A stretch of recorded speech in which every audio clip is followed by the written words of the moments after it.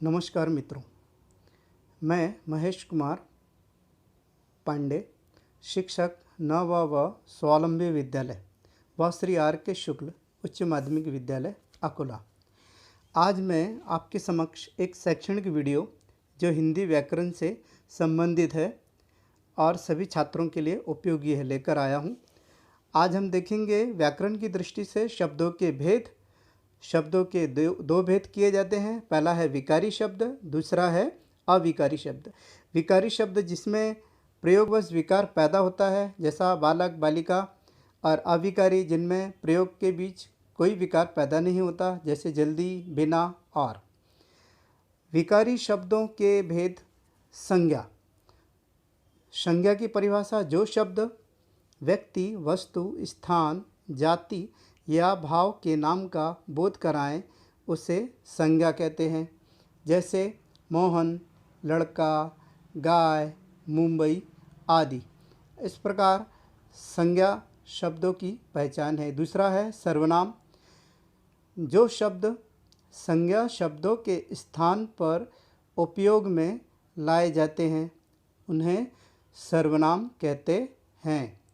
जैसे मैं, तुम, मेरा, वह आदि। इसके बाद हम देखेंगे तीसरा प्रकार विशेषण। विशेषण जो शब्द संज्ञा या सर्वनाम की विशेषता का बोध कराते हैं उन्हें विशेषण कहते हैं। जैसे ऊंचा, बड़ा, लाल, सुंदर आदि। अब विशेषता यानी संज्ञा या सर्वनाम, इसके द्वारा कोई भी जो शब्द है उसकी विशेषता हमको मालूम पड़ रही है तो हम उसे विशेषण कहेंगे। चौथा है क्रिया। परिभाषा: जो शब्द कार्य के करने अथवा उसके होने का बोध कराएं उसे क्रिया कहते हैं। जैसे दौड़ना, लिखना, चलना, खाना, सोना, तैरना। अब यहाँ पर हम उदाहरण के द्वारा देख रहे हैं, बच्चा दौड़ रहा है। ठीक है। इसके बाद हम संज्ञा के भेद जानेंगे। पहला है संज्ञा का भेद जातिवाचक संज्ञा।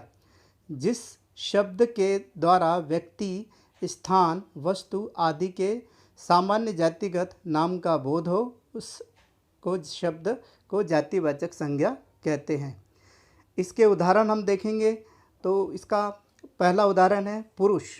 पुरुष जाति से संबंधित हो गया। महिला, महिला जाति से संबंधित शब्द हो गया। नदी, बहुत सारी नदियां हैं। पर्वत, बहुत सारे पर्वत हैं। पशु, देश, शहर, बहुत सारे शहर हैं आदि। इस प्रकार से ये सब जितने भी शब्द हैं ये उस जाति का प्रतिनिधित्व कर रहे हैं। दूसरा है संज्ञा का भेद व्यक्तिवाचक संज्ञा। व्यक्तिवाचक संज्ञा किसे कहेंगे? जिस शब्द के द्वारा व्यक्ति, स्थान, वस्तु आदि के विशिष्ट नाम का बोध हो उसे हम व्यक्तिवाचक संज्ञा कहते हैं। अब इसके उदाहरण हम देखेंगे कि जैसे राम। राम बोलो तो स्पेशल नाम है किसी का। राम, गीता, गंगा। नदियाँ बहुत सारी है लेकिन नाम है गंगा, यानी गंगा से हमारी पहचान हो जाती है कि गंगा नदी है। पर्वत हिमालय है, गांधी जी, अकोला शहर है आदि। इस प्रकार से हम देखेंगे कि ये किसी विशिष्ट व्यक्ति के नाम हैं, इसलिए हम उन्हें संज्ञा कहेंगे। तीसरा है भाववाचक संज्ञा। जिस शब्द से व्यक्ति, वस्तु आदि के गुण, धर्म अथवा भाव का बोध हो उसे भाववाचक संज्ञा कहते हैं। यानी उस शब्द के द्वारा भाव प्रकट होता है तो हमें समझ में आना चाहिए कि वह भाववाचक संज्ञा है। इसके उदाहरण देखो। सुंदरता। अब जैसा गुलाब का फूल आपको दिखाई दे रहा सुंदर है तो सुंदरता का प्रतीक है। क्रोध, गुस्सा अलग ही मालूम पड़ता। हास्य है। मिठास, तरबूज मीठा है। बुढ़ापा, यहाँ पे चेहरा दिख रहा आपको हंसता हुआ, है ना। तो ये सब एक भाव के प्रतीक हैं। तो इससे हमको समझना चाहिए ये सब भाववाचक संज्ञा के उदाहरण है। चौथा है समूहवाचक संज्ञा।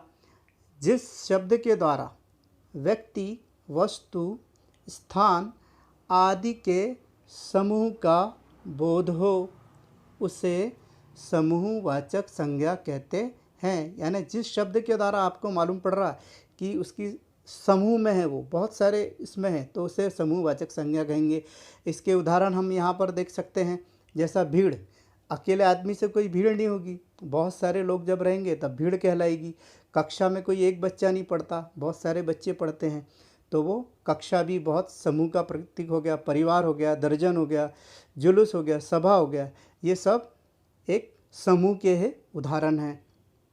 और इसका आखिरी है संज्ञा का भेद, द्रव्यवाचक संज्ञा। जिस शब्द के द्वारा किसी पदार्थ अथवा द्रव्य का बोध हो उसे हम द्रव्यवाचक संज्ञा कहते हैं। पदार्थ बोलो तो कोई भी धातु हो गई, मिट्टी हो गई, लकड़ी हो गई, ये सब पदार्थ में आएंगे। द्रव्य बोलो तो तेल, पानी, ये सब हो गए। इसके उदाहरण हम देखेंगे अब। तो उदाहरण है पानी। अभी जैसा मैंने आपको बताया, पानी, तेल, कोयला एक पदार्थ हो गया, लकड़ी पदार्थ हो गई, सोना, लोहा, दूध, है ना, पेट्रोल, डीजल, ये सब द्रव्य पदार्थ में आते हैं। तो इस प्रकार से हमने आज हमने संज्ञा, सर्वनाम, क्रिया, विशेषण की परिभाषाओं के बारे में जानकारी प्राप्त की। और हम अगला वीडियो जो बनाएंगे इसके और प्रकारों के बारे में बनाएंगे। अगर आपको जानकारी अच्छी लगी तो आप इसे लाइक करें, सब्सक्राइब करें। धन्यवाद। आपको अगली वीडियो मिल जाएगी। धन्यवाद।